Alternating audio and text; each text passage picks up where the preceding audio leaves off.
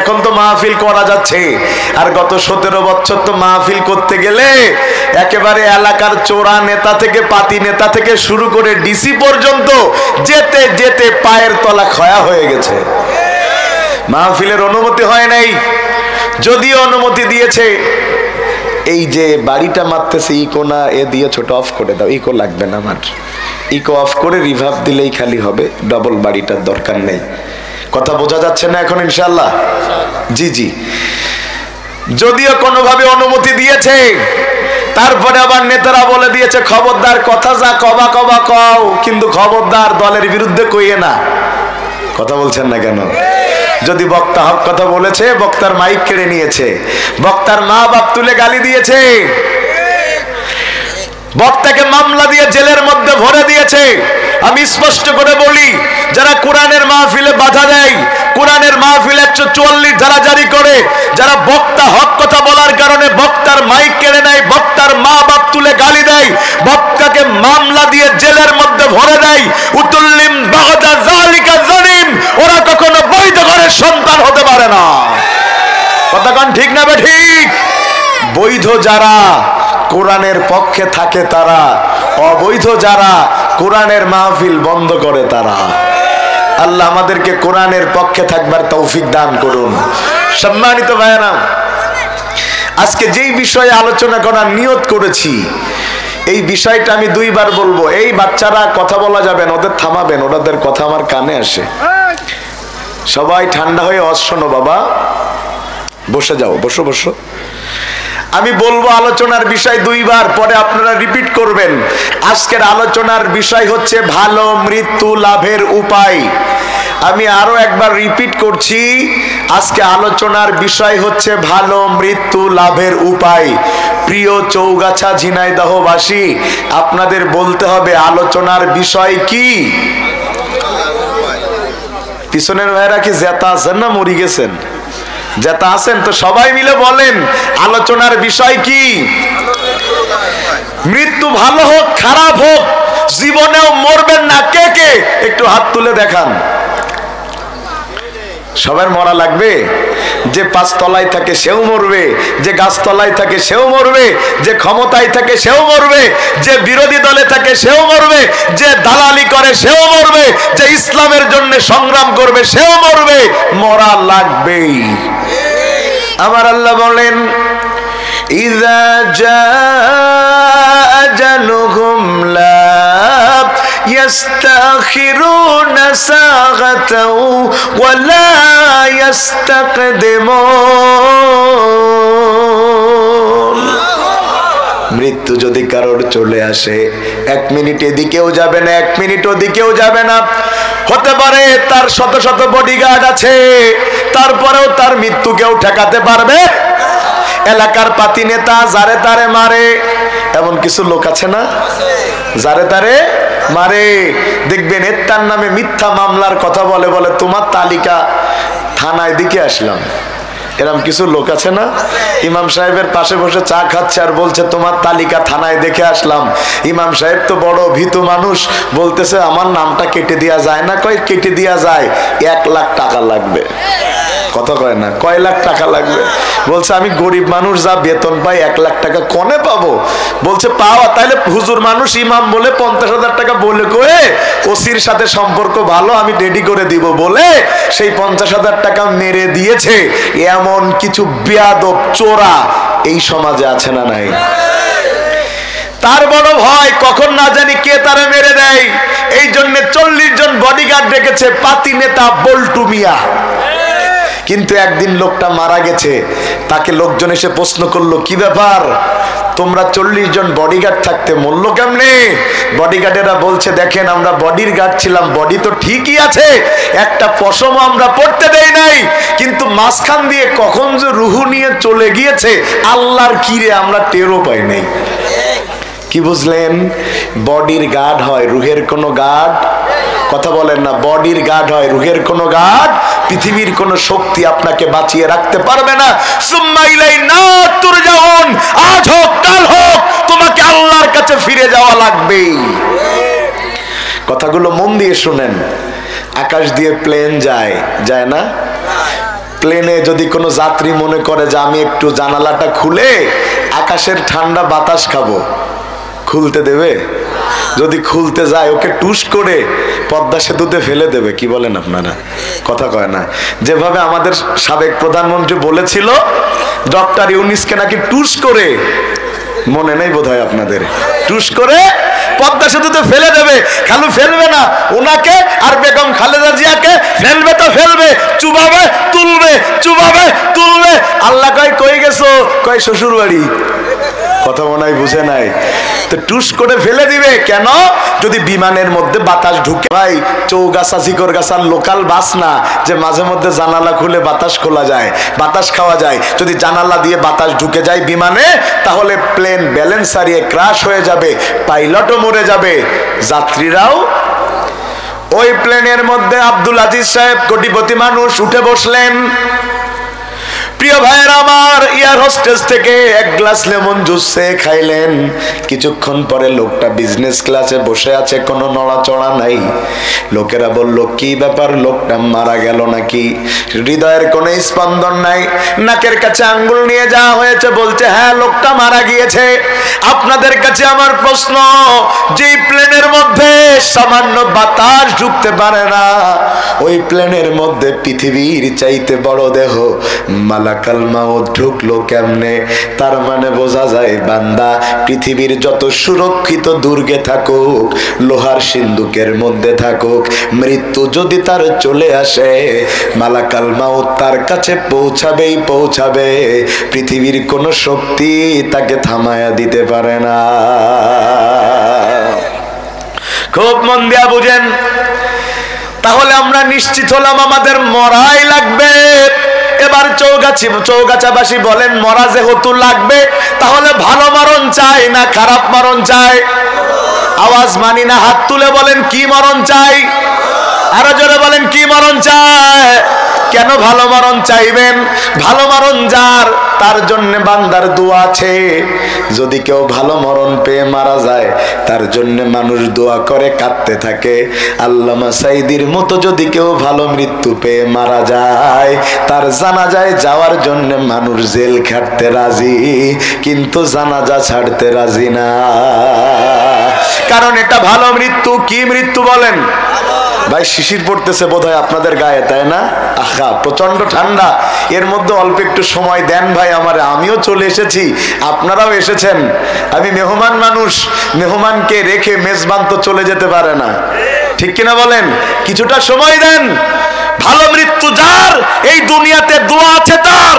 আর খারাপ মৃত্যু যার, এই সমাজে কিছু মানুষ আছে তারা মারা গেলে, ওরে মানুষ কুকুর মারা গেলে কষ্ট পায়, কিন্তু কুকুরের চাইতে চরিত্র খারাপ কিছু মানুষের, এরা মারা গেলে মানুষ কষ্ট পায় না। কথা বলছেন না কেন? দেখতে তো মনে হয় দুপের মানুষ যাচ্ছে, ও দুপে মানুষ না, ওর চরিত্র চার পে জানোয়ার, কুত্তার চাইতে খারাপ। আপনি হয়তো বলছেন আমি তো দেখছি দুই পায়ের মানুষ, আমি দেখছি চার পায়ে জানোয়ার হেঁটে যাচ্ছে। যেই মানুষটা লাখো লাখো মানুষের সামনে এসে বলল ছেলের জানাজায় দাঁড়ায়া, আল্লাহ তোমার ইজ্জতের কাছম, আল্লাহ তোমার ইজ্জতের কাছম, ৭১-এর কোন কাদা মাটি আমার গায়ে লাগে নাই, লাগে নাই। সেই মানুষটাকে রাজাকারের অপবাদ দিয়ে ১৩ বছর জেল খাটালো যারা, এরপরে হসপিটালে নিয়ে চিকিৎসার নামে হত্যা করেছে যারা, ওরা চার পেয়ে জানোয়ার, কুত্তার চাইতে খারাপ, কুত্তার চাইতে খারাপ। আপনি চার পেয়ে জানোয়ার মানুষ খুঁজে পান না? আমি আপনাকে দেখিয়ে দিলাম, এদেশে যারা ক্ষমতার জন্য আলেমদেরকে হত্যা করে, ওরা চার পেয়ে জানোয়ার, শুয়োরের চাইতে খারাপ।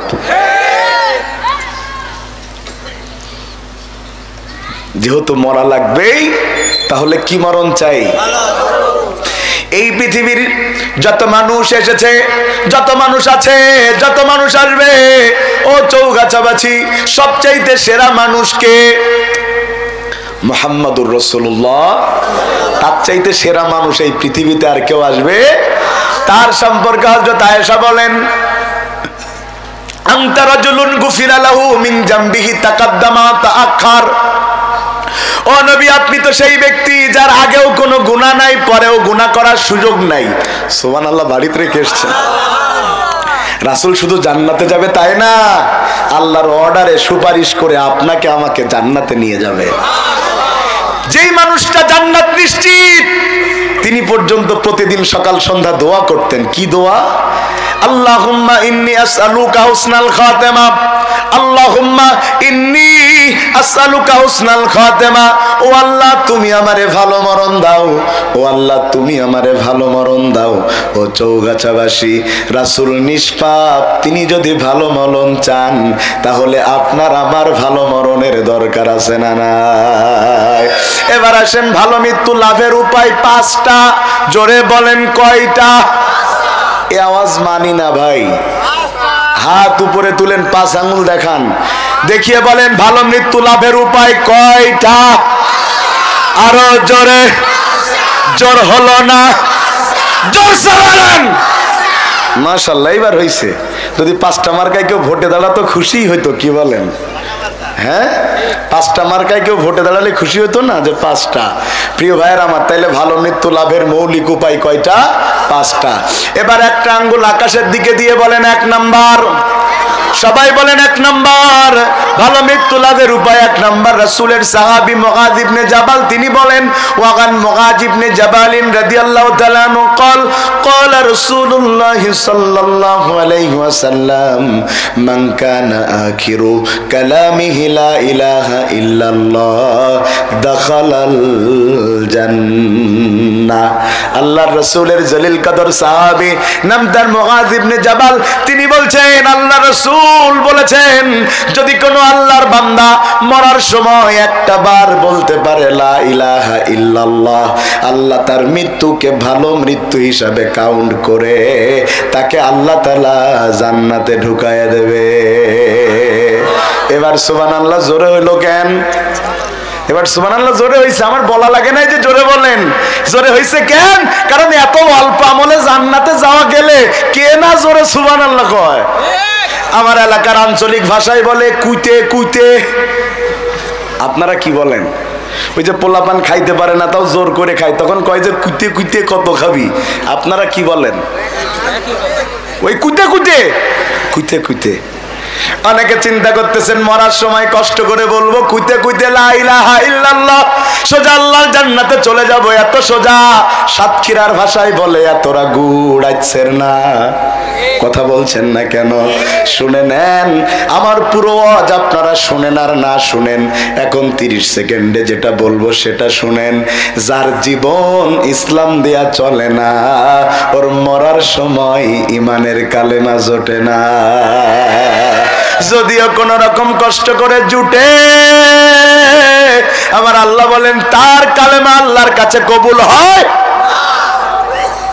ভাই কষ্ট পাচ্ছেন আপনারা?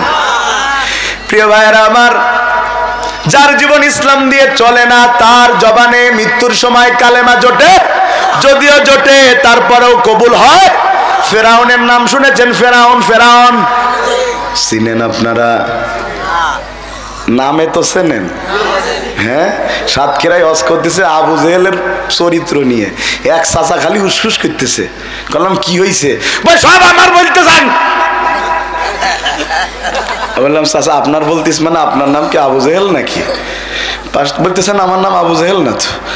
পাশের থেকে এক অতিথি বলছে নামে না মিললে কি হবে, কামে তো মিলে। এই সমাজে কিছু মানুষ আছে নামে মেলে না কামে মেলে, এই জন্য আবু জেহেলরে গালি দিলে ওর কলিজায় লাগে, কারণ আবু জেহেলের সাথে ওর আত্মার সম্পর্ক আছে। ফেরাউন, আমি মাঝে মধ্যে চিন্তা করি আল্লাহ তাআলা যত রাসূলের 25 জন রাসূলের কিচ্ছা এই কোরআনে বলেছে, সব চাইতে ফেরাউনের সাথে আমাদের দেশের ফেরাউনেরটা মেলে বেশি। একদম হুবহু। এই ঝিনাইদার ভাষায় বলে খাপের খাপ মমতাজের বাপ। ওই ঝিনাইদা চৌগাছা আপনারা এমন এক জায়গায় আছেন ভাই, বাবা এদিক ঝিনাইদা এদিক যশোর, পাওয়ার 2। কি বলেন? মাশাআল্লাহ। ফেরাউন মুসা আলাইহিস সালাতু ওয়াস সালাম আর তার উম্মতকে এত কষ্ট দিয়েছে, সর্বশেষ আল্লাহর অর্ডারে তারা হিজরতের সিদ্ধান্ত নিয়েছে। তারা যখন রওনা দিয়েছে, জানতে পেরেছে ফেরাউনের বাহিনী পিছন থেকে ধাওয়া করেছে। মুসা আলাইহিস সালাতু ওয়াস সালাম তার বাহিনী নিয়ে লোহিত সাগরের কাছে হাজির হয়ে গেছে। সামনে সাগর, পিছনে কে? কথা বলে না কে? তাইলে বিপদ কম না বেশি? ফেরাউনের পিছন থেকে ধাওয়া, সামনে সাগর, এটা বুঝবার পরে বনি ইসরাইলের লোকেরা বড় হতাশ হয়ে গেল। এই দুনিয়াতে যত জাতি এসেছিল সবচেয়ে বনি ইসরাইলের লোকেদের ধৈর্য ছিল কম, তবে তাদের সাথে আমাদের বড় মিল আছে। বনি ইসরাইলদের সাথে আমাদের বড় মিল আছে, আমাদেরও ধৈর্য কম। কথা বলে না কা? 17 বছর নাকানি, সুবানি, জেল, জুলুম, ফাঁসি, এত কিছু ঘটার পরেও চুরি, বাটপারি, লুটতরাজ, টেন্ডারবাজি, চাঁদাবাজি এমন কিছু নাই যা দেশে ঘটে নাই। 3 মাসের ব্যবধানে চাচার বক্তব্য পাল্টে গেছে, কচ্ছে আগেই ভালো ছিলাম। বলছে না?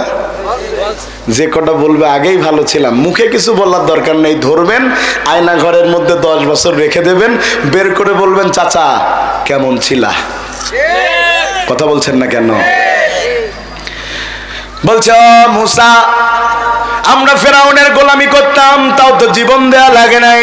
এখন তুমি যে আমাদের বের করে এনেছো সামনে লোহিত সাগর, পারি হব কেমনে? এখন তো ফেরাউন আমাদেরকে মেরে দিবে, চাইতে আমাদের গোলামি ভালো ছিল। ফেরাউন বলছে মোমেন কখনো গোলামির জিঞ্জির বেছে নেয় না, মুসলমান যদি বাঁচে বিজয়ীর বেশে বাঁচে। আল্লামা সাঈদীর সেই বক্তব্য বড় মনে পড়ে, কি সুন্দর তার কথা। বাঁচতে যদি হয় সিংহের মতো 1 ঘন্টা বাঁচতে চাই, বিড়ালের মতো 1000 বছর বেঁচে থাকাই কোনো লাভ নাই। আমরা বুঝে নিয়েছি গোলামির চাইতে জান্নাত আমাদের কাছে বড়। আজ ভারত আমাদেরকে ভয় দেখাচ্ছে, এই দেশ দখল করে নেবে, এই দেশে এই করবে সেই করবে। শুনো, যেই দেশ বারবার জীবন দিয়ে এই দেশকে স্বাধীন করেছে, ওই দেশের মানুষ আর কখনো কারোর গোলামি মেনে নেবে না, গোলামি মেনে নেবে না। হয় জীবন দিবে, তারপরেও গোলামি মেনে নেবে না। বলছে পাকিস্তান আলাদা করে, কি বলে, চট্টগ্রাম আলাদা করে ফেলবো না, এরা পাকিস্তানের সাথে যোগ দেবে। বেশি দূর যাওয়া লাগবে না, খালি ব্রাহ্মণবাড়িয়ায় গেলি বুঝবা বাঙালিদের ঠেলাটা কি। কারণ আমরা অস্ত্রের বলে যুদ্ধ করি না, আমরা যুদ্ধ করি ইমানের বলে। এরা আমাদের তাকবীর, আমাদের তাকবীর ওদের অস্ত্রের চাইতে 1000 গুণ বেশি শক্তিশালী। আমাদের তাকবীর, সুবহানাল্লাহ, রব্বাকা ফাকাব্বির, আল্লাহর নামে তাকবীর দাও, বরকত দেয় কে? আল্লাহ। মুসা আলাইহিস সালাতু ওয়াস সালাম বলে চিন্তা করো না, বিপদ যত বেড়ে যায় আল্লাহর সাহায্য তত কাছে আসে। বান্দা যেটা চিন্তাও করে না, আল্লাহ তার চাইতে বেশি বান্দাকে দান করে। সারা দেশের ছাত্ররা আন্দোলন করলো, কোটা কোটা কোটা। সর্বশেষ যখন বলল রাজাকারের বাচ্চা, তখন একটা দফা হয়ে গেল। দফা 1, দাবি 1, স্বৈরাচারের। সারা দেশের জনগণ চাইলো পদত্যাগ। আমার আল্লাহ বলে তোদের চাওয়া কত ছোট, দেখ তোরা চেয়েছিস পদত্যাগ, আমি আল্লাহ দায়িত্ব নিয়ে ওকে করে দিয়েছি দেশ ত্যাগ। মানুষ খালি চেয়েছে পদত্যাগ, আল্লাহ করে দিয়েছে দেশ ত্যাগ। অমাকারু অমাকারাল্লাহ, আল্লাহু খায়রুল মাকিরিন। বান্দা সেটা চিন্তাও করতে পারে না যেটা আল্লাহ বান্দার জন্য বরাদ্দ করে রেখেছে।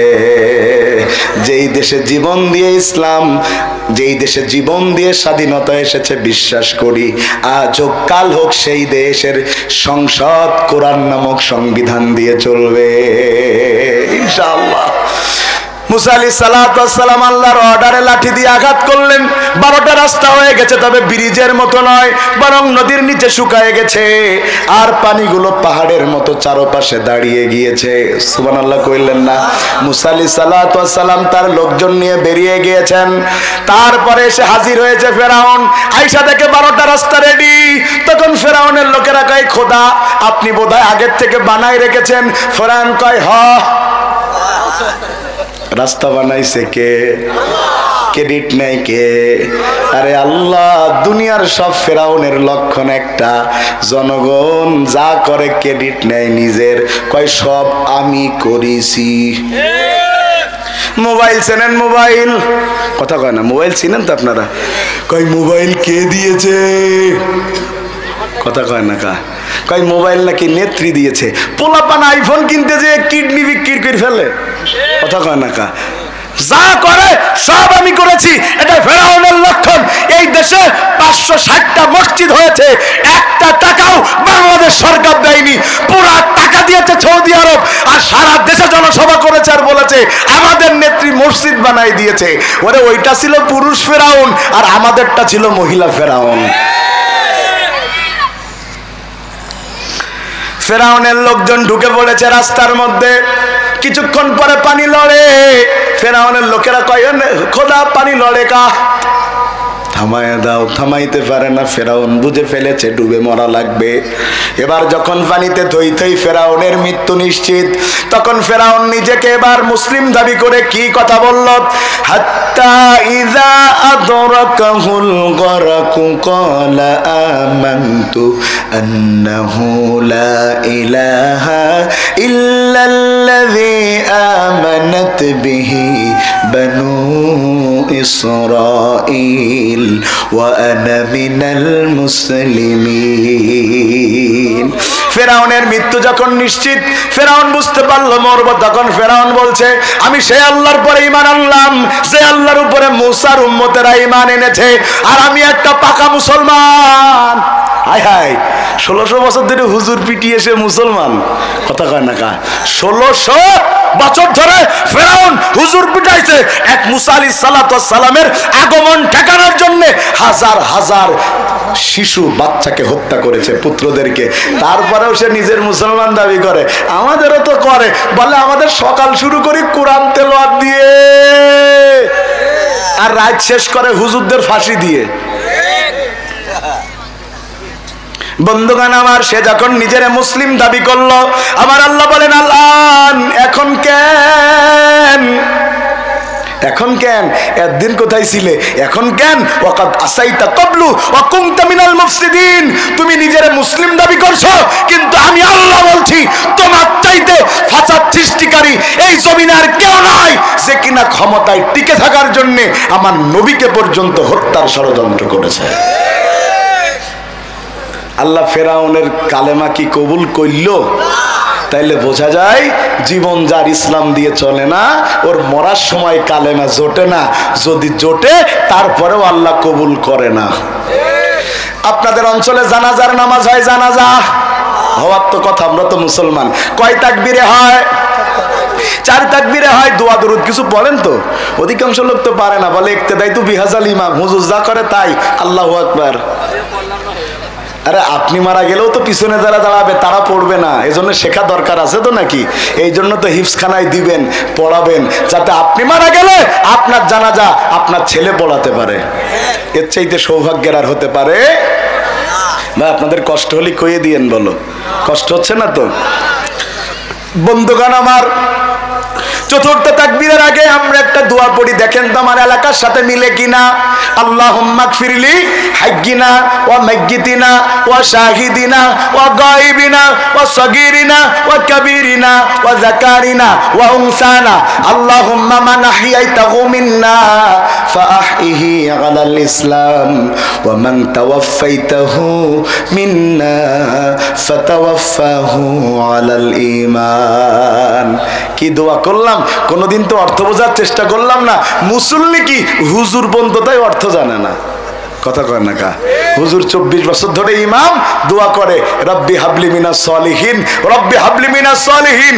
যুবক এক মুসল্লি চিন্তা করলো দোয়া যে হুজুর এত ভালোবেসে পড়ে, এটার মানে কি? বলছে হুজুর অর্থটা কি জানেন? কয় আমি তো জানি না। থানার বড় ইমামের কাছে যেয়ে বলে হুজুর অর্থ কি? বলে অর্থ হচ্ছে আল্লাহ তুমি আমার নেক সন্তান দান করো। ওই যুবক আবার আগের হুজুরের কাছে রিটার্ন এসে বলছে হুজুর ছেলে মেয়ে কটা? হুজুর বলতে হঠাৎ প্রশ্ন হচ্ছে, উত্তর দেন। বলছে মোটে 14টা হইয়ে।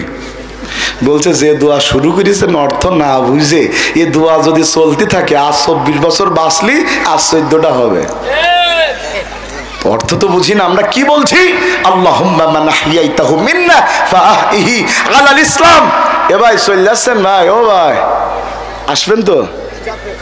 ও ফিরে আসবে ভাই। আপনারা কেউ চলে যাবেন নাকি? নিয়ত আছে? যদি কেউ যেতে চান প্রস্তাব ফেরার জন্য যাইতে পারেন, আপত্তি নেই, তবে আবার আশা লাগবে। যদি কেউ প্রস্তাব ফেরার নাম করে বাড়ি যাওয়ার ধান্দা করেন, এমন বদদুয়া করবো ওর প্রস্তাব শুরু হবে মরার আগে শেষ হবে না। এবার কিডা কিডা বাড়ি যায় আমি দেখবো। উঠবেন কেউ? আর উঠবেন নাকি? বসেন ইনশাআল্লাহ। তবে আপনাদের ভিতরে একটু তেজ কম। আমি যেই ধরনের কথা বলি একটু গরম বেশি হয়, কিন্তু আপনাদের একটু শীতে ঠান্ডা হয়ে গেছেন। নারায়ে তাকবীর। কি দোয়া করছি? আল্লাহ আল্লাহুম্মা মান আহইয়াইতাহু মিন্না ফাআহইহি আলাল ইসলাম। আল্লাহ যদি বাঁচিয়ে রাখতে হয় ইসলামের পরে বাঁচায় রাখো। ওয়া মান তাওয়াফাইতাহু মিন্না ফাতাওয়াফাহু আলাল ঈমান। আল্লাহ মৃত্যু তো দিবাই, ঈমানের পরে মৃত্যু দিও। এই দোয়াও প্রমাণ করছে ইসলাম দিয়ে যার জীবন চলে না তার ঈমানের উপরে মৃত্যু হয় না। তাইলে ইসলাম দিয়ে জীবন চালানো কথা বলে না, লাগবে লাগবে। তো ইসলাম কতটা মানবেন? 100-র মধ্যে 33। 100-ই জোরে বলেন 100-ই।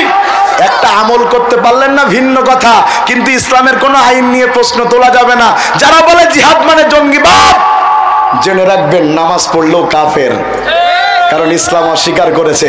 যারা বলে ইসলামের রাজনীতি নাই, এর নামাজ পড়লেও কাফের, কারণ ইসলামের একটা অংশ সে অস্বীকার করেছে। ইসলামে ঢুকলে পুরোটা ঢুকতে হয়। মশারি টাঙাইলে 4 আংটায় টাঙান না 2 আংটা? পায়খানা করতে গেলে পুরোটা করেন না রেখে চলে আসেন? ভাত যখন খান থিয়ে উঠে যান না বাকিটা শেষ করেন? বাবা থালা শুদ্ধ কামড়ে খেয়ে ফেলবে। কথা কয় না কা? ও ভাই সব কিছু যদি সম্পূর্ণ হয় ইসলাম সম্পূর্ণ হতে হবে। আপনার বাড়ি এই শুনেন, খুব গুরুত্বপূর্ণ উদাহরণ, খেয়াল করেন। 10 মিনিট পরে আসতে হবে। ঠিক আছে যাও, সমস্যা নেই। হুজুর মাইক পানা হয়ে গিয়ে সমস্যা নেই। নারায়ে তাকবীর। খেয়াল করতেছেন আপনারা? আপনার বাড়ি আমি মেহমান হয়ে গেলাম, তাকান আমার দিকে। আপনি বললেন আমার বাড়ি হুজুর আসলো, ভক্তা মানুষ, তারে তো আর কম নাস্তা দিলে হয় না। 100 রকম নাস্তা তারে আমি খাওয়াবো। ভাই গিলি 100 রকম দিয়া লাগবে না, বুঝনির জন্য বলছি। আবার ভেবেন না যে এই হুজুর গিলি 100 রকমের নাস্তা দিয়া লাগে, এ ভয় আবার করেন না। আমার জন্য আপনি আপেল, আঙুর, বেদানা, নাশপাতি যা পাইলেন সব সাজাইলেন, কিন্তু একটা কম পড়েছে, 99টা হয়েছে। আপনার ইচ্ছা আপনি 100টাই আমারে খাওয়াবেন। তখন আপনি দেখলেন আপনার ছোট 2 বছরের বাচ্চাটা পায়খানা করেছে। আপনি চিন্তা করলেন আমি আমার ছেলের তো কম ভালোবাসি নে, ও দামি, ওর পায়খানা কি আর কম দামি হবে? বলি 100টা পায়খানা ওই প্লেটের এক কোনায় মেরে দিয়েছেন। আইটেম হয়েছে কটা? কয়টা? আমি গেলাম, বলছেন এনামুল হাসান বিন্নুর সাহেব, হুজুর নেন আপনার জন্য ভালোবেসে 100 রকমের নাস্তা দিয়েছি, আপনি কবুল করুন। আমি তাকিয়ে দেখতেছি, আয় হায় ওটা কি দেখা যায়? হুজুর খান, আমি নেই না। হুজুর খান, আমি নেই না। খান না কেন? এই ভাই তুমি পাগল হয়েছো? তুমি 100টা আইটেম দিয়েছো, কিন্তু এক কর্নারে পায়খানা দিয়েছো। এই নাস্তা আমি গ্রহণ করি কেমনে? তখন বাড়িওয়ালা আমাকে বলছে একটা খারাপ তো কি হয়েছে, বাকি 99টা তো ভালো। আমি বললাম শোনো, ওই একটা বাকি সব খাবারের রুচি নষ্ট করে দিয়েছে। কোনো রুচিশীল মানুষ পায়খানার সাথে খাবার দিলে সেই খাবার মরার আগে গ্রহণ করবে না।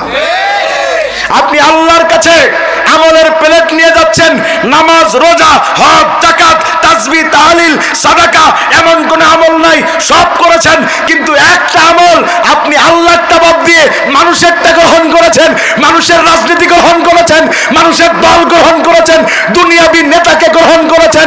ওইটা মানুষের পায়খানার চাইতে খারাপ। আপনি আল্লাহর কাছে ওই আমল দিবেন, আল্লাহ বলবে তোর আমল কবুল হবে না। ও আল্লাহ, বাকি 99টা তো ভালো। আল্লাহ বলছেন যার আমলের মধ্যে মানুষের তৈরি করা আইন নামক পায়খানা থাকে, তার আমল 1 কোটি ভালো হলেও ওই একটার কারণে বাকি সব আমল বরবাদ হয়ে যায়। আমার আল্লাহ বলেন ومن يبتغي غير الإسلام دينا فلن يقبل منه وهو في الآخرة من الخاسرين ইসলামকে বাদ দিয়া কোন হুজুরের তৈরি করা, পীরের তৈরি করা, দলের তৈরি করা, নেতার তৈরি করা আইন মানলে তার কোন আমল আল্লাহর দরবারে কবুল হবে? তাইলে ইসলামের মধ্যে ঢুকতে হবে কতটুকু? উদখুলু ফিস সিলমি কাফা, পরিপূর্ণ ঢুকো। কারণ আলিয়াউমা আকমালতু লাকুম দীনাকুম, কারণ আমি আল্লাহ দিনকে পরিপূর্ণ করে দিয়েছি। সুবহানাল্লাহ। এবার হাত তুলে বলেন ভালো মরণ চাই? সবাই বলেন ভালো মরণ চাই চাই চাই। কয় উপায়? জোরে বলেন কয় উপায়? বলেছি কয়টা? এক নাম্বার, মৃত্যুর সময় বলা লাগবে লা ইলাহা ইল্লাল্লাহ, জীবন চালাতে হবে ইসলাম দিয়ে, তাইলে আল্লাহ ভালো মৃত্যু দিয়ে জান্নাতে ঢুকায় দেবে। এবার দুই নাম্বার, সবাই বলেন কয় নাম্বার? দুই নাম্বার, এই দুনিয়াতে ভালো মরণ পেয়ে আল্লাহর জান্নাতে যাবে তারা দিন কায়েমের আন্দোলনে শহীদ হয়ে ওই গহীন কবরে যাবে যারা। শহীদ আমাদের দেশে তো এখন হিন্দুরাও শহীদ হয়, হিন্দুদের নামে রাস্তা করেছে।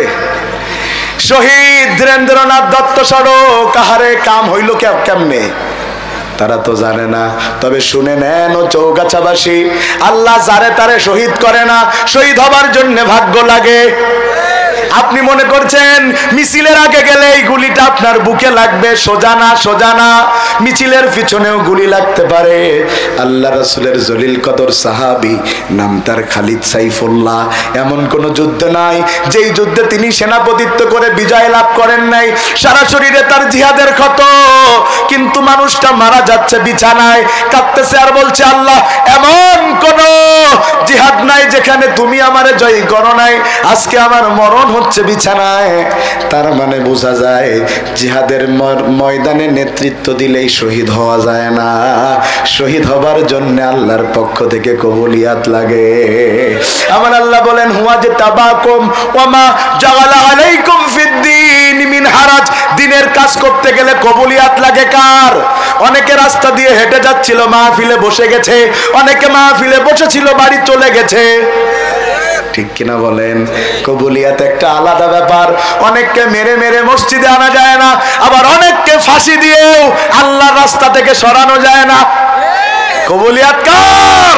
এ রাস্তায় যে এসে থাকতে পারে না, কবুলিয়াত লাগে। আপনাদের অঞ্চলে পাট গাছ আছে, পাট পাট পাট। আপনাদের অঞ্চলে সবচেয়ে বেশি তো ড্রাগন গাছ দেখলাম। বাবা রে বাবা, যে সুন্দর করে লাইট মেরে রেখেছে, সেই স্বাদ, মাশাআল্লাহ। আমি তো জানতাম না, আমি এই বছরই খেয়াল করেছি যে ড্রাগনের মাথায় লাইট। আমার ড্রাইভার সাহেব বলতেছে ওগুলো ড্রাগন বাগান। আমার বাইরে বাড়ি লাইট নেই, বাগানে কেন? বলছে আমিও জানি না, তবে লাইট দিলে নাকি ফলন ভালো হয়। আসলে কি হয়? ওই যা হয় হইলো, লাইট বেশি করে দিয়েন, সমস্যা নেই। তো পাট গাছ তো হয়, কথা কয় না, পাট গাছ তো হয়। পাট শাক খাইতে ভালো লাগে না? আরে পাট শাকের সাথে যদি একটু লেবু সেইপে নেওয়া যায়, একটু শুকনো জাল, মনে হচ্ছে খাইতে আছে রে, বাহ। বুঝাচ্ছি আর কি। তো পুরুষ মানুষ পাট শাক যত না পছন্দ করে, তার চাইতে বেশি পছন্দ করে মহিলারা, গর্ভবতী মহিলারা। গর্ভবতী মহিলা বাচ্চা একটাকে বলেছে যাও মাঠের থেকে পাট শাক নিয়ে এসো। বাচ্চা তো আর অত বুঝে না, ও যেয়ে যেয়ে বড় বড় পাকা পাতা ইনিস আর ফুটো ফুটো, বোঝেন তো আপনারা? ফুটো ফুটো। আমাদের দেশে দেখবেন দুইটা জিনিস বেশি ফুটো হয়, একটা হইলো পাতা আর একটা হইলো টাকা। টাকা ফুটো হয় কি করে? গোলডিপ টানতে যে আগুন পুড়ে ফুটো হয়ে গে। আয় হায়, ওই টাকা কেউ নেয় না, দোকানদার নেয় না, রিক্সাওয়ালা নেয় না, বাইকওয়ালা নেয় না। ও বল্টু চিন্তা করি যে কেউ নিক আর না নিক, মসজিদই তো নেবে। ফুটো টাকা বের করে জমার দিন দেওয়া ফি সাবিলিল্লাহ।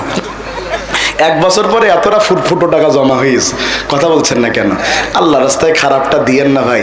আল্লাহ আপনাকে সবচেয়ে ভালোটা দিয়েছে, আপনি আল্লাহকে খারাপটা কেন দেন? এ ফুটো বুঝতে পারতেছেন তো আপনারা? ছিদ্র ছিদ্র, ভাষা না বুঝলে বিপদ। আমি জীবনে প্রথম যেবার সিরাজগঞ্জে গিয়েছি ভাই, ওই এক মুরব্বী আমারে খাওয়াইতে আছে, আর কিছুক্ষণ পরে পরে কয় হুজুর একটু সোরা লেন।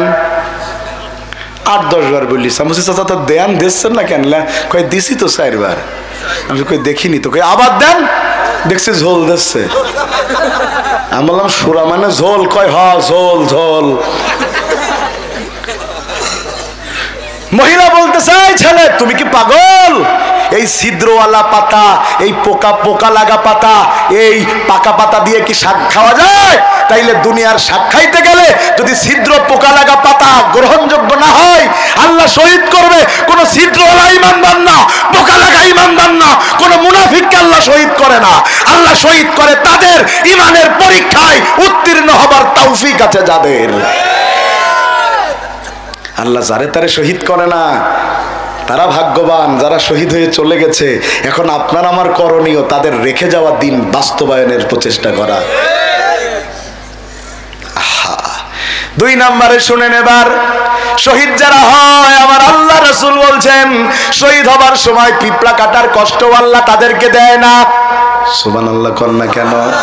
শহীদ তো তারা, ওয়ালা তাকুলু লিমান ইউকতালু ফি সাবিলিল্লাহি আমওয়াত ওয়ালাকিন লা তাশউরুন।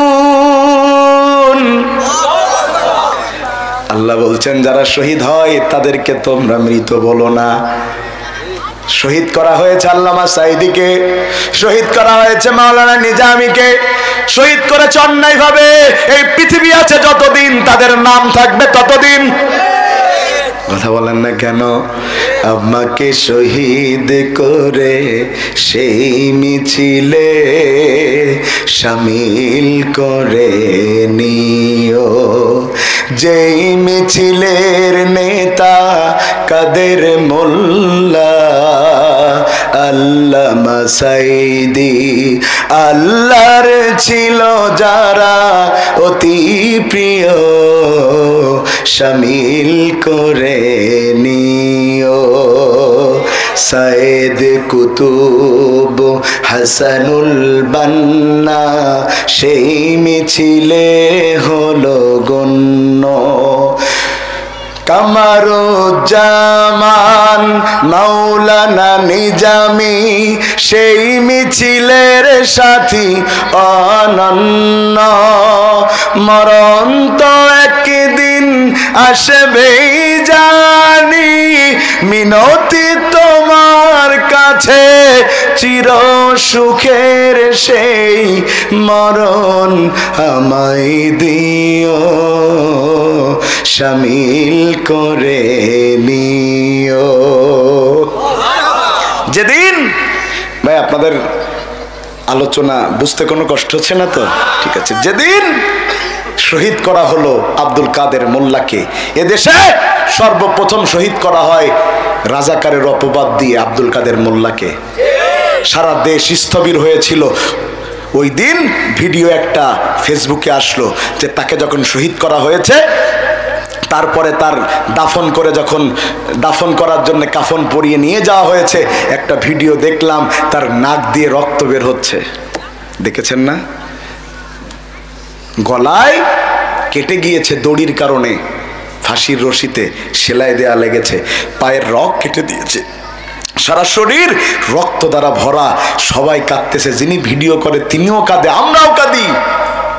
কাঁদতে কাঁদতে আমি হঠাৎ কান্দা বন্ধ করে দিয়েছি। আমার সাথের লোকেরা বলল আপনার কি খারাপ লাগছে না? আমি বলছি খারাপ লাগছিল যে এত কষ্ট দিয়ে মানুষটাকে মারলো, কিন্তু আমার রাসূলের হাদিস মনে পড়ে গেছে, আমার আর কষ্ট লাগছে না। রাসূল বলেছেন যাদেরকে শহীদ করা হয়, যত কষ্ট দিয়ে শহীদ করা হোক না কেন, পিঁপড়া কাটার যন্ত্রণা আমার আল্লাহ তাকে দেন না। দলিল নেন হযরত ওমরের আমলে মুসলমানদের সাথে বাদশা কার্জিয়াসের একটা অসম যুদ্ধ হয়েছিল। সেই যুদ্ধে মুসলমানদের সৈনিক 3000 আর কাফেরদের সৈনিক হলো 1 লক্ষ। তারপরেও তারা যুদ্ধ করে মুসলমানদের হারাতে পারে না। সুবহানাল্লাহ কন্যা কেন? তারা বলল কেন হারাতে পারা যায় না? গোয়েন্দাদের পাঠানো হলো, গোয়েন্দারা ডাক দিয়ে বলল কেমনে হারাবা? ওরা সারা রাত সারাদিন জিহাদের ময়দানে তরবারি চালায়, আর সারা রাত তাহাজ্জুদে তারা যায় নামাজে সেজদা দেয়। যখনই তারা সেজদা দেয় তাদের শরীরে আল্লাহ শক্তি দান করে দেয়। পৃথিবীর কোন শক্তি তাদের কখনো হারাতে পারবে। বন্ধুগণ আমার, বাচ্চা বলল ওদের ইমান এত কঠিন, তাইলে ওদের মধ্য থেকে একজনকে ধরে আনো, একটু পরীক্ষা করে দেখতে চাই তাদের ইমান কেমন। কইল বাচ্চা তাইলে কয়জন যাব ধরতে? কয় 15-20 জন যাও। কয় বাচ্চা তাইলে তুমি যাও। কথা মনে হয় বুঝেন নাই যে একলা ধরতে যাব, তাইলে তুমি যাও।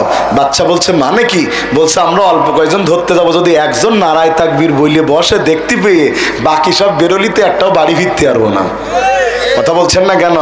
বাচ্চা বললো তাহলে কজন গিলি হয়? বলে 10,000 লোক দিলে একটা লোক ধরিয়ে আনা যায়। বাচ্চা বলতে তাহলে আর যুদ্ধ করে লাভ নেই। কথা কয় না কা? মুসলমান তো এমন, একটা মরে 4টে দাঁড়িয়ে যায়। ওরে একটারে গুলি করে, পাশের মানুষেরা গুলিতে কষ্ট পায় না।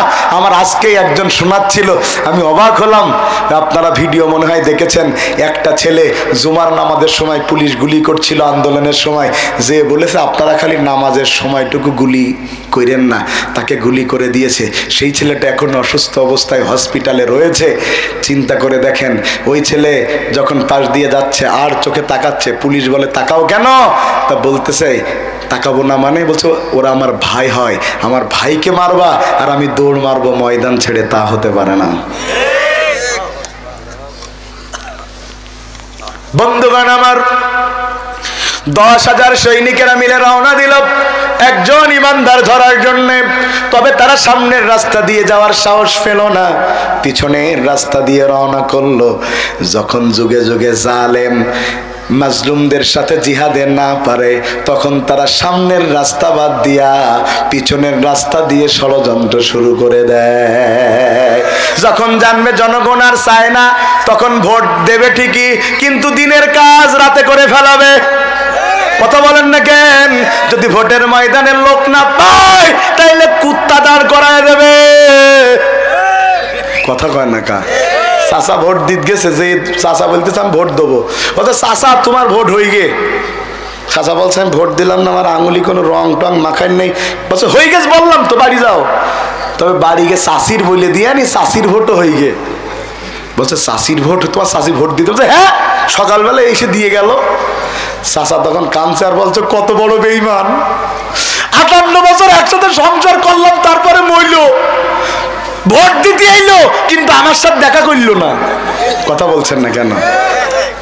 পিছনের রাস্তা দিয়ে ষড়যন্ত্র করে চলে গেছে, যে তারা দাঁড়িয়ে আছে জঙ্গলের ওই পাশে একটা তাবু আছে, ওখানে 301 জন আছে। মাগরিবের তখন সলাত হচ্ছে। যাই হোক, আমার ঘটনা বলার কোনো উদ্দেশ্য না, আমি খালি বোঝাতে চাচ্ছি। ওখান থেকে একজনকে নিয়ে বাচ্চার দরবারে নিয়ে চলে আসলো। যাকে ধরে নিয়ে আসলো তার নাম আব্দুল্লাহ বিন হুজাইফা। আব্দুল্লাহ বিন হুজাইফাকে বাচ্চা জিজ্ঞাসা করলো তোমার বেতন দেয় কত? তুমি যে মুসলমানদের সৈনিক হয়ে কাজ করো। বলছে কি এর বেতন? আরো পকেটতে দিয়া লাগে। কথা কয় না কা? বন্ধুগণ আমার, এই কথা শোনার পরে বাদশাহ মনে করলো এর অনেক টাকার চাহিদা থাকবে।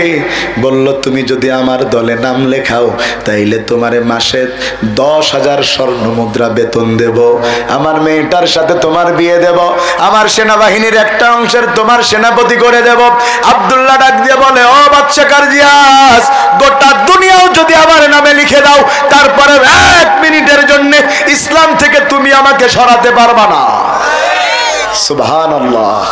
আমি সব কথাই আল্লামা সাইদি সাহেবের উদাহরণ টানি, কারণ আমাদের দেশে ইমানের পক্ষে দাঁড়িয়ে থাকা এক স্ফুলিঙ্গের নাম হচ্ছে আল্লামা দেলোয়ার হোসাইন সাইদি। তার নিজের বিয়াই জাফরি হুজুরের মাধ্যমে তার কাছে প্রস্তাব পাঠানো হলো যে শুধু আপনি ইসলামিক এই দলটা ছেড়ে দিবেন, বিদেশে যাবেন, বিদেশে যেয়ে যত আরামে থাকতে চান তার ব্যবস্থা আমরা করব। আর যদি ওই দল থেকে ইস্তফা দিয়ে আর একটা নতুন দল গঠন করেন, আমরা সহযোগিতা করব, আমরা নিবন্ধন দেব, আমরাই আপনাকে পাশ করিয়ে এনে মন্ত্রিত্বে দিব। আল্লামা সাইদি বলেছে আমার কাছে মন্ত্রিত্বের চাইতে ফাঁসির রশির দাম অনেক বেশি। ইমান, এটার নাম ইমান, এটার নাম কি? আর আমাদের এমন ইমান, ভোটের রাত্রির 5 টাকা চাই বিক্রি হয়ে যায়। কথা বলছেন না কেন? আর বিক্রি করা যাবে না মুসলমান, আর বিক্রি করা যাবে না। 54 বছরে একটা সুযোগ এসেছে, এই সুযোগ কাজে লাগাতে হবে।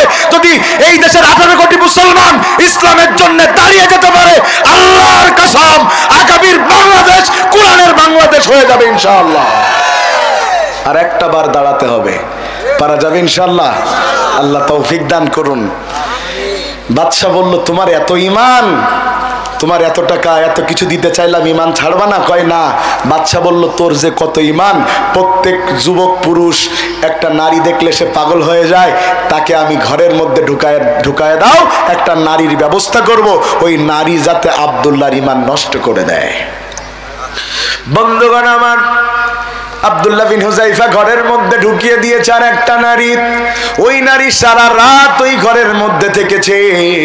পরের দিন সকাল বেলা বের হয়ে বাদশার সামনে গিয়েছে।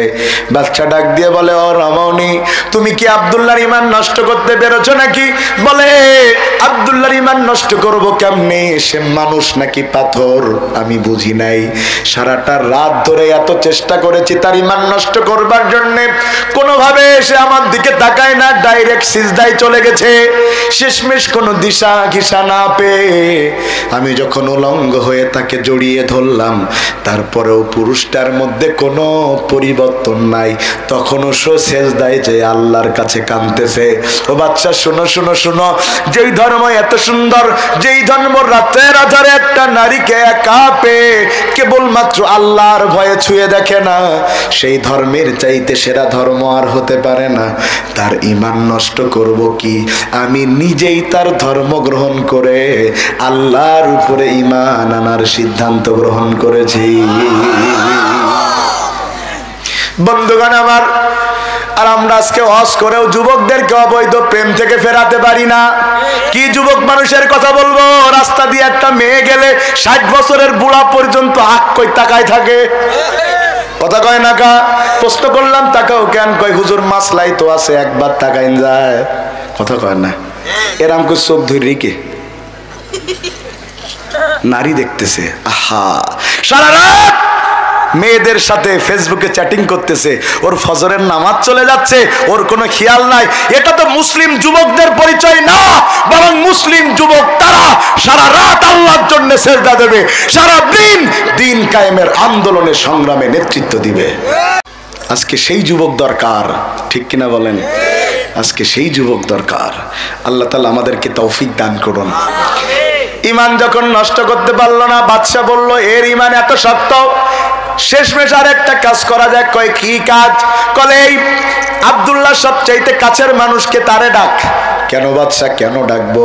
কয় অনেক সময় আপনি আমারে মারবেন, আমি ভয় পাই না, কিন্তু যদি আমার সামনে আমার ছোট বাচ্চাটারে মারেন তাহলে অনেক সময় মন নরম হয়ে যায় না বাচ্চার জন্যে?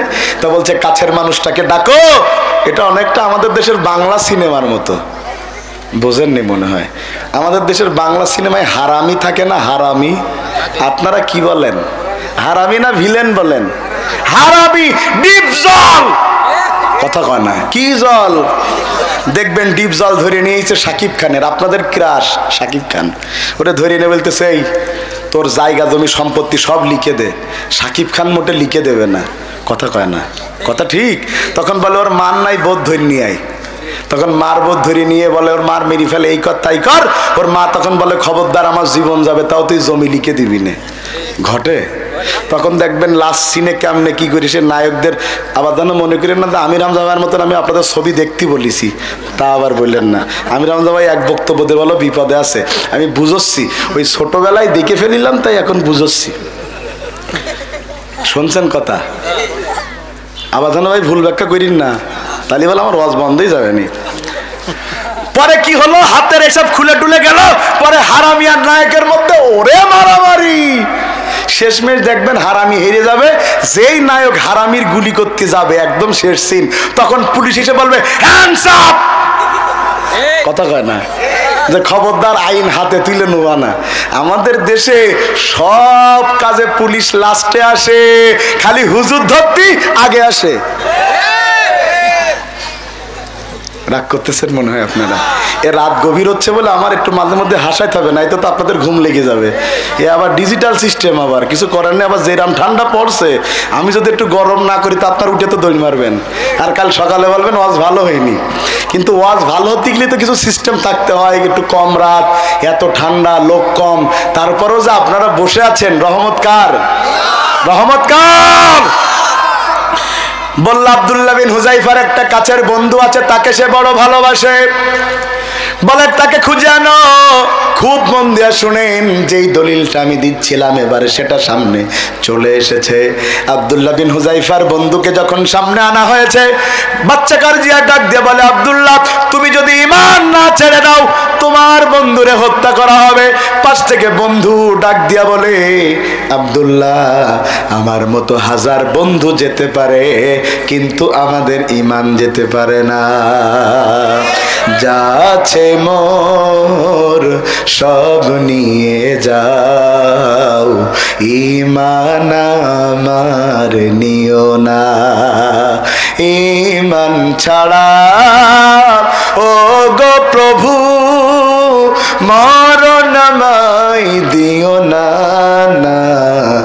যাচ্ছে মোর সব নিয়ে যাও, ঈমান আমার নিও না। বন্ধুগণ আমার, এই কথা শুনে বাচ্চার এত রাগ হয়েছে।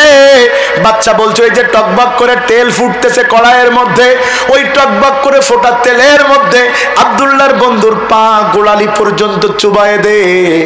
এরপরে যখন সে এই কষ্ট সহ্য করতে না পেরে কান্নাকাটি করবে, চিৎকার করবে, হাত পা ছড়াছড়ি করবে, এটা দেখে আব্দুল্লাহ নিশ্চিত ভয় পেয়ে যাবে, সে ঈমান ছেড়ে দেবে। এই চিন্তা করে আব্দুল্লাহর পা যখন গোড়ালি পর্যন্ত তেলের মধ্যে চুবায়ে দেয়া হলো, সবাই অবাক বিস্ময়ে তাকিয়ে আছে। কোনো কান্নাকাটি, চিৎকার, চেঁচামেচি, লাফালাফি বাদ দিয়া আব্দুল্লাহ বিন হুযাইফার বন্ধু মিষ্টি হাসি দিতে শুরু করেছে।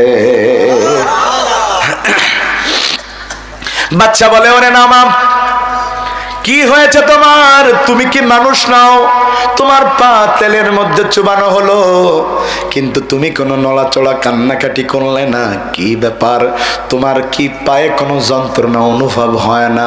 আব্দুল্লাহ বিন হুযাইফার বন্ধু ডাক দিয়ে বলে, বাচ্চা কারজিয়াস, যখনই তুমি আমার পা তেলের মধ্যে চুবাতে শুরু করেছ, তখনই আমার রব, আমার আল্লাহ আমার সামনে জান্নাতের একটা একটা দরজা টাস টাস করে খুলতে শুরু করেছে। তুমি যখন আমার পা চুবাতে শুরু করেছ, ঠিক তখন জান্নাতের সুঘ্রাণ আমার নাকে ঢুকতে শুরু করেছে। জান্নাত দেখবার পরে, জান্নাতের সুঘ্রাণ পাওয়ার পর পায়ে পড়ার কোনো যন্ত্রণা আমি টের পাই নাই। যারা শহীদ হয়, এদেরকে যখন শহীদ করা হয়, এরা কেন কষ্ট পায় না? কারণ এদের সামনে আল্লাহ জান্নাত তুলে ধরে। সুবহানাল্লাহ। আর যে একবার জীবনের দামে জান্নাত কিনেছে, সে একবার আল্লাহর কাছে বিক্রি হয়েছে, সে কোন দুনিয়ার কাফেরের কাছে বিক্রি হতে পারে? তাইলে আমরা বুঝলাম 2 নম্বরে শহীদ হয় যারা, তাদের কোনো কষ্ট হয়। এবার আমি একজন মানুষের 5টা লকব বলবো, আপনাদের বলা লাগবে মানুষটাকে। রেডি আছেন? আমি একজন মানুষের 5টা লকব বলবো, আপনাদের বলা লাগবে মানুষটাকে। সবাই রেডি? নারায়ে তাকবীর। ওই মানুষটার প্রথম পরিচয় হলো, মানুষটা রাসূলের সাহাবী। সুবহানাল্লাহ বলেন। এই দুনিয়ার সব মানুষের ঈমান এক জায়গায় করলেও একটা সাহাবীর সমান হবে। তাদের সম্পর্কে আল্লাহ বলেন, রাদিয়াল্লাহু আনহুম ওয়া রাদু আন, যালিকা লিমান খাশিয়া রাব্বাহ। সাহাবীরা এমন, তাদের পরে আল্লাহ খুশি, তারা আল্লাহর পরে খুশি। 2 নাম্বার মানুষটার লকব, ওই মানুষটা রাসূলের আপন শ্বশুর। আপর আগের থেকে কই ফেললেন, বাকি 3টে কই আগে, তারপরে বোঝেন। আগের থেকে কইেন না, আগের থেকে বললি ভুল করে ফেলবেন। 2 নাম্বার রাসূলের শ্বশুর। বলেন রাসূলের।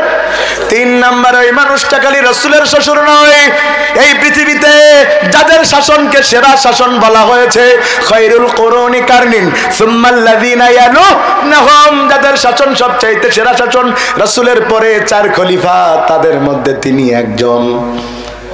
4 নাম্বার, ওই মানুষটা শুধুমাত্র 4 খলিফার একজন না, ওই মানুষটা এই দুনিয়াতে যারা জান্নাতের সুসংবাদ পেয়েছে তাদের মধ্যে একজন। দুনিয়াতে জান্নাতের সুসংবাদ পেয়েছে কয়জন? 10 জনের বাইরে আর কেউ পায় নাই, অসংখ্য লোক পেয়েছে। দলিল নেন, রাসূল বসে আছেন মসজিদে নববীতে, একজন মানুষ সেখানে আসলেন, এসে বললেন, ইয়া রাসূলুল্লাহ, আপনি আমারে নসিহত করেন যে এই নসিহত আমাকে জান্নাতে নিয়ে যাবে। রাসূল তার হাত ধরে বললেন, নামাজ পড়বা, নামাজ কায়েম করবা, পিতামাতার হক আদায় করবা, বান্দার হক নষ্ট করবা না। লোকটা এই নসিহত শোনার পরে মসজিদ থেকে বের হয়ে যাচ্ছে, আকাশের দিকে আঙ্গুল তুলে দিয়ে বলছে, আল্লাহ, তোমার রাসূল যেই নসিহত করেছেন তার কমও করব না, বেশিও করব না। আমার রাসূল বলছেন, সাহাবীরা রে, তোমরা কোন জান্নাতি মানুষ দেখতে চাও? বলে, ইয়া রাসূলুল্লাহ। বলে, ওই যুবক সাহাবীর দিকে তাকাও, ও যখনই বলেছে রাসূল যেই নসিহত করেছেন তার কমও করব না, বেশিও করব না, সাথে সাথে আল্লাহ তার জন্যে জান্নাতে একটা ঘর বানিয়ে দিয়েছে। তাইলে 10-এর সাথে যুক্ত হলো একজন, হইল কয়জন? এরপরে আপনাদের অঞ্চলে জুমার খুতবা শোনেন তো আপনারা? কই শোনেন? হুজুর জুমার খুতবা দেয়, গরমে গা ঘেমে যায়, আর মুসল্লি ঘুমোই, নালে বুক ভেসে যায়। কি হলেন বাবা, যত ঘুম মসজিদে, চাচা চাচা ওটা, এই ঘুমাইনি আমি, কথা কয় না, আছে না কিছু, নাক ডেকে ভেটে পড়তে, তাও বলছে আমি ঘুমাইনি। এত উজু করতে বললাম, ওটা উজু করবে না, ওই অবস্থায় নামাজ পড়িস, আল্লাহু আকবার। এরকম চাচা আছে না কিছু? ও যত বুঝো না, চাচা জীবনে বুঝবে না। ওরা বলছে নাক ডাকাতে উজু ভাঙার কারণ কনে লিখা আছে দেখা।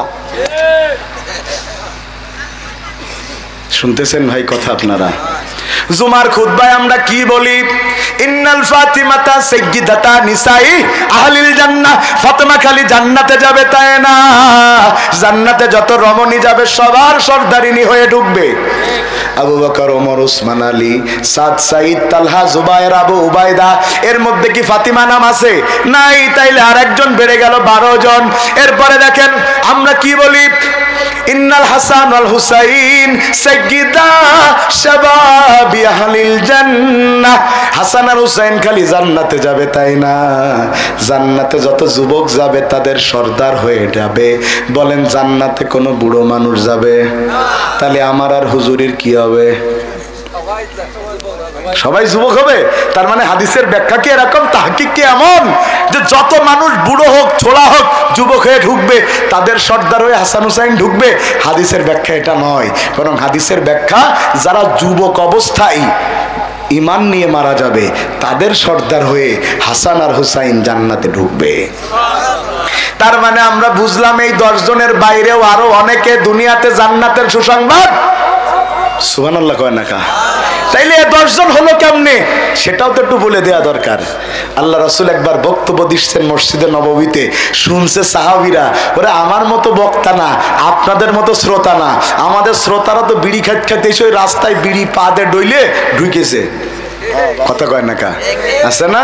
ওয়াজ করতে গেছি কক্সবাজারে, আমি, আমিরুল ইসলাম বেলালি হুজুর, মোনার হোসেন মমিন ভাই আর আব্দুর রহিম বসরি, এক মাহফিল বিশাল, এই যে মাঠ, এর চেয়ে বড় মাঠ ভরা। তো সবার শেষে বেলালি হুজুর উঠেছে, তা আমরা বিশ্রামে ছিলাম, তো বললাম চলো একবারে আখেরি মোনাজাত ধরে আমরা একসাথে চলে যাব।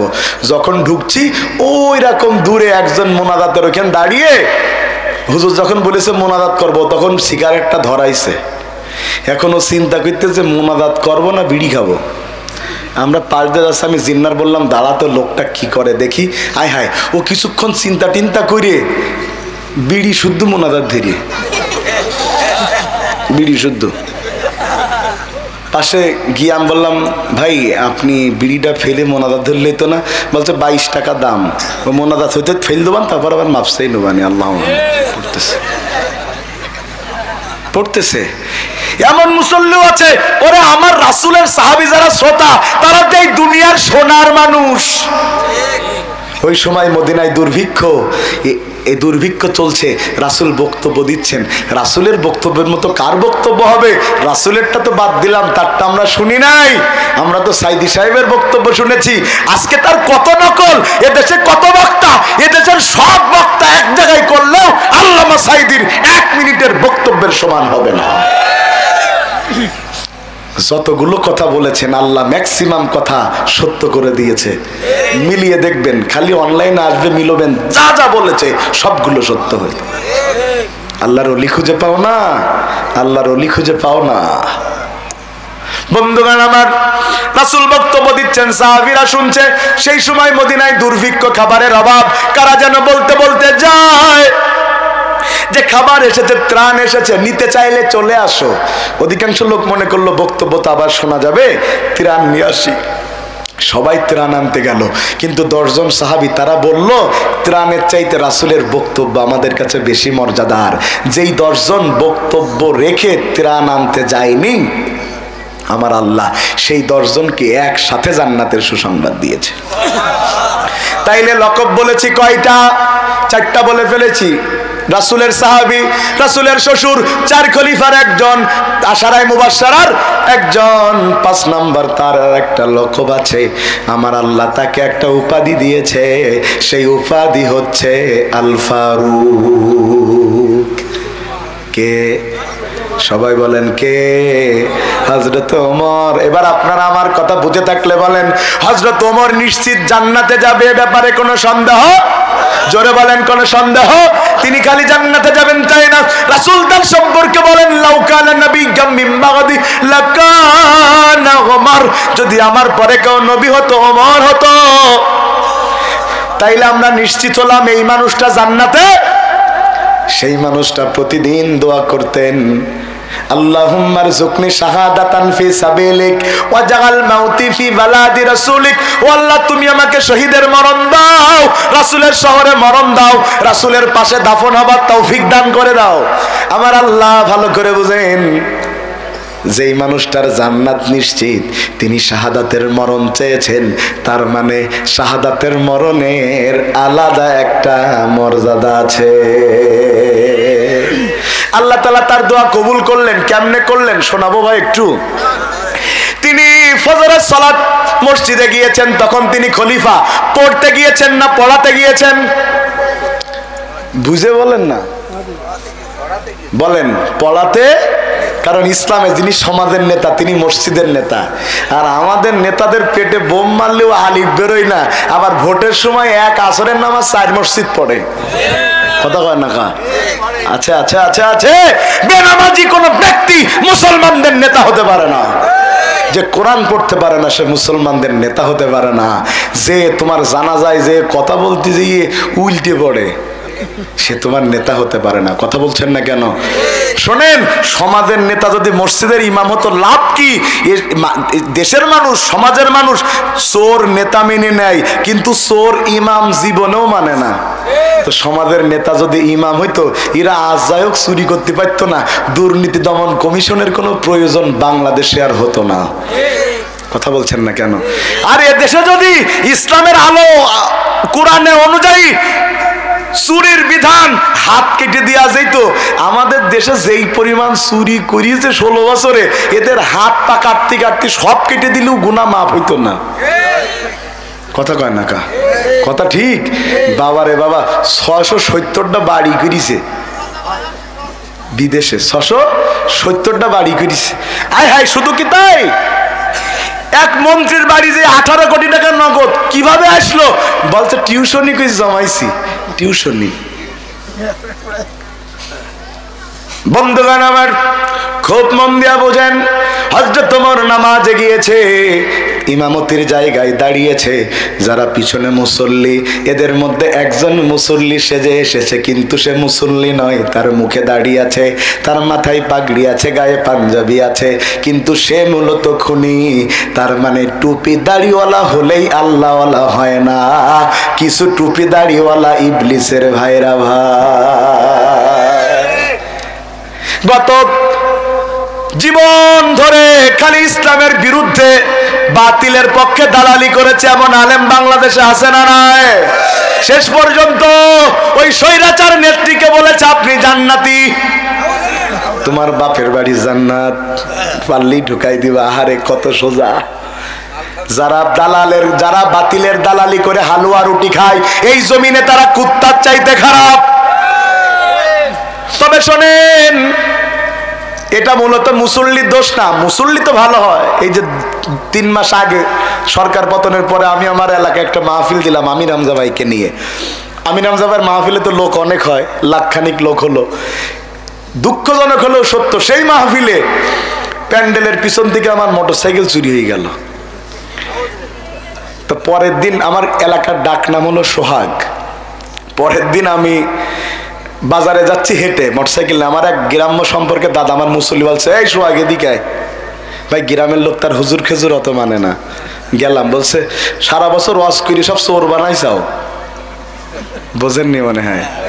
বলছে তুমি তো যাও, তোমার চেয়ে বড় হুজুর তো আমির হামজা, সেও তো সব চোর বানাইছে।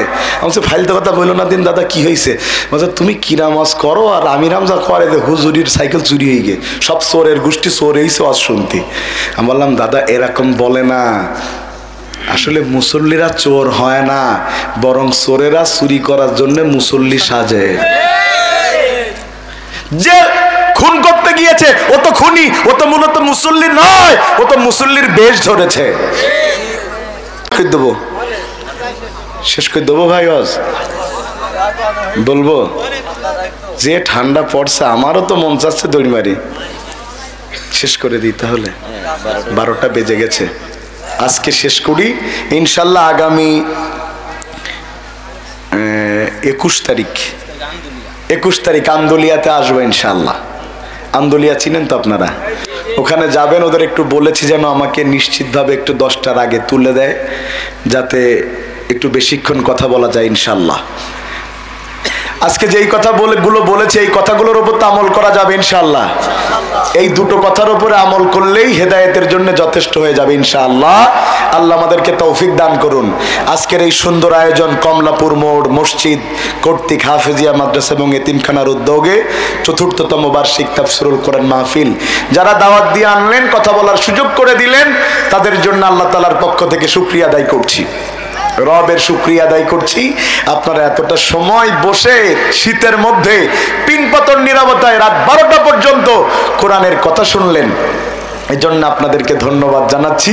সার্বিকভাবে আল্লাহর কাছে সাফল্য কামনা করে আমি আমার কথা শেষ করছি। কমিটির কোনো কথা আছে নাকি? জি না। তাইলে আমরা দোয়া করছি, দোয়ার আগে একটু ইস্তেগফার করি। আস্তাগফিরুল্লাহ আস্তাগফিরুল্লাহ আস্তাগফিরুল্লাহাল্লাযী লা ইলাহা ইল্লা হুয়াল হাইয়ুল কাইয়্যুম ওয়া আতুবু ইলাইহি লা হাওলা ওয়ালা কুওয়াতা ইল্লা বিল্লাহিল আলিয়্যুল আযীম। সবাই পড়ছি আল্লাহুম্মা সাল্লি ওয়া সাল্লিম আলা নাবিয়্যিনা মুহাম্মাদিন সাল্লাল্লাহু আলাইহি ওয়াসাল্লাম। আল্লাহ যেন শেষ মরণে কালেমা নসিব করে দেয়। পড়ছি আশহাদু আল্লা ইলাহা ইল্লাল্লাহু ওয়াহদাহু লা শারীকা লাহু ওয়া আশহাদু আন্না মুহাম্মাদান আবদুহু ওয়া রাসূলুহু সাল্লাল্লাহু আলাইহি ওয়াসাল্লাম। আল্লাহুম্মা আমিন। لا إله إلا الله وحده لا شريك له له الملك وله الحمد وهو على كل شيء قدير. ربنا ظلمنا أنفسنا وإن لم تغفر لنا وترحمنا لنكونن من الخاسرين. ওগো আরশের মালিক আল্লাহ, কমলাপুর মোড় মসজিদ কর্তৃক হাফিজিয়া মাদ্রাসা ও এতিমখানার উদ্যোগে আজকের এই ৪র্থতম বার্ষিক তাফসীরুল কোরআন মাহফিলে আলোচনা শেষ করে গভীর রাতে 2টি করে হাত তোমার দরবারে তুলে দিয়েছি। আল্লাহ, যারা বসে আছেন তারা তোমাকে বড় ভালোবাসে। গভীর রাত, এই ঠান্ডার মধ্যে শিশির ভিজে যাচ্ছে শরীর, আল্লাহ তারপরেও তারা মাঠ ছেড়ে চলে যায় নাই। আমি যদি আরো কিছুক্ষণ কথা বলতাম, কোরআনের ভালোবাসায় তারা ময়দানে বসে থাকতো। আল্লাহ, যারা কোরআনকে ভালোবেসে এই গভীর রাতে শীতের মধ্যে এতটা সময় পিনপতন নীরবতায় কোরআন শুনেছে, আল্লাহ তাদের এই কোরআন শোনানোর সিলা করে আজকে আমাদের সবটুকু দোয়া তুমি তোমার দরবারে কবুল ও মঞ্জুর করে নাও। আল্লাহ তাআলা মাহফিলের আয়োজন যারা করলেন, শোনার জন্য যারা আসলেন, আমরা যারা কথা বললাম, এক কথায় সার্বিক আয়োজনের মধ্যে কোনো ভুল ত্রুটি হলে নিজ গুণে মাফ করে দাও আল্লাহ। আর আজকের এই কোরআনের মাহফিল সাজানোর কারণে তুমি খুশি হয়ে যেই সওয়াব দান করেছো আল্লাহ, তোমার ভান্ডারে তো কম নাই। এই সওয়াবকে আল্লাহ তুমি লক্ষ কোটি গুণে বাড়ায়া দাও ও আল্লাহ। বৃদ্ধিকৃত সওয়াব সর্বপ্রথম যেই নবী সবচেয়ে বেশি উম্মতি উম্মতি বলে কে দিয়েছেন, দয়ার নবী মায়ের নবী মুহাম্মদুর রাসূলুল্লাহ সাল্লাল্লাহু আলাইহি ওয়াসাল্লামের রওজাতে হাদিয়া পৌঁছায় দাও। আদম আলাইহিস সালাতু ওয়াস সালামের জামানা থেকে যত মুমিন মুমিনাত মুসলমান নরনারী কবরবাসী হয়েছেন আল্লাহ, প্রত্যেকের আরওয়াহ মুবারকের সওয়াব পৌঁছায় দাও। বিশেষ করে এই কমলাপুর অঞ্চল থেকে যত মুমিন মুমিনাত মুসলমান নরনারী কবরবাসী হয়েছেন আল্লাহ, আজকে মাহফিলের ওসিলায় তাদের কবরের আযাব মাফ করে দিয়ে তাদের কবরগুলোকে আল্লাহ জান্নাতের বাগান বানায় দাও আল্লাহ। আমরা যারা হাত তুলেছি কেউ গুনাহ মুক্ত নই, এত বেশি গুনাহ করে ফেলেছি রে মালিক। যদি আমাদের গুনাহগুলো এক জায়গায় করা হয় পাহাড় সমান হয়ে যেতে পারে। আমাদের ডানে গুনাহ, বামে গুনাহ, সামনে গুনাহ, পিছনে গুনাহ আল্লাহ। যদি গুনার কারণে মানুষের শরীর দিয়ে দুর্গন্ধ বের হতো, আমরা একজন মানুষ আর একজন মানুষের পাশে বসতে পারতাম না। ওগো আল্লাহ, যদি আয়নায় চেহারা দেখা না যে নিজের গুনাহ দেখা যেত, বান্দা নিজেই নিজের গুনাহ থেকে বেহুশ হয়ে জমিনে পড়ে যেত আল্লাহ। তারপরেও বড় আশা নিয়ে হাত তুলেছি আল্লাহ, কারণ আমরা জানি আমাদের গুনাহ যত না বেশি তোমার দয়া তার চাইতে বেশি আল্লাহ। আল্লাহ তুমি তোমার রহিম রহমান গফুর গফফার নামের ওসিলায় तमाम জীবনের গুনাহ খাতা মাফ করে দাও আল্লাহ। গুনাহ নিয়ে যদি কবরে যায়, কবর ভালো ব্যবহার করবে না। ডান পাশের মাটি বাম পাশে চাপ মারবে, বাম পাশের মাটি ডান পাশে চাপ মারবে রে মালিক। কে আছে সেই চাপ সহ্য করতে পারে রে আল্লাহ। আল্লাহ জাহান্নামের আযাব আমাদের জন্য হারাম করে দাও। আজকের মাহফিলকে গুনাহ মাফের মাহফিল হিসাবে কবুল করো। মাহফিল থেকে বের হব বেগুনাহ মাসুম করে বের করে দাও। একসাথে যারা মাহফিল শুনলাম, কথা বললাম, আয়োজন করলো আল্লাহ, একসাথে হাসরের দিন মাফ করে দিয়ে এক জান্নাতে থাকবার তৌফিক দান করে দিও আল্লাহ। হাত তুলেছে অনেকের মা নাই, হাত তুলেছে অনেকের বাবা নাই, অনেকের মা বাবা দুইজনই নাই, চলে গেছে দুনিয়া ছেড়ে। বাড়ি যায় সবার চেহারা দেখে কিন্তু মা নাই। বাড়ি যায় সবাই রে ডাকতে পারে, বাবা বলে ডাকার মতো কেউ নাই। চলে গেছে দুনিয়া ছেড়ে, কবরের কাছে যায় কতবার ডাক দেয়। বর্তমান তথ্য প্রযুক্তির যুগে ফোন করলে পরে মুহূর্তের মধ্যে সারা পৃথিবীতে কথা বলা যায়, কিন্তু 3.5 হাত দূরে দাঁড়ায় সন্তান ডাক দেয় মা, সন্তান ডাক দেয় বাবা রে, কিন্তু কেউ উত্তর দেয় না। চলে গেছে রে আল্লাহ। আল্লাহ দয়া করে এই সমস্ত পিতা মাতার কবরকে জান্নাতের বাগান বানায় দাও আল্লাহ। কোনো আযাব থাকলে আল্লাহ তুমি মাফ করে দাও।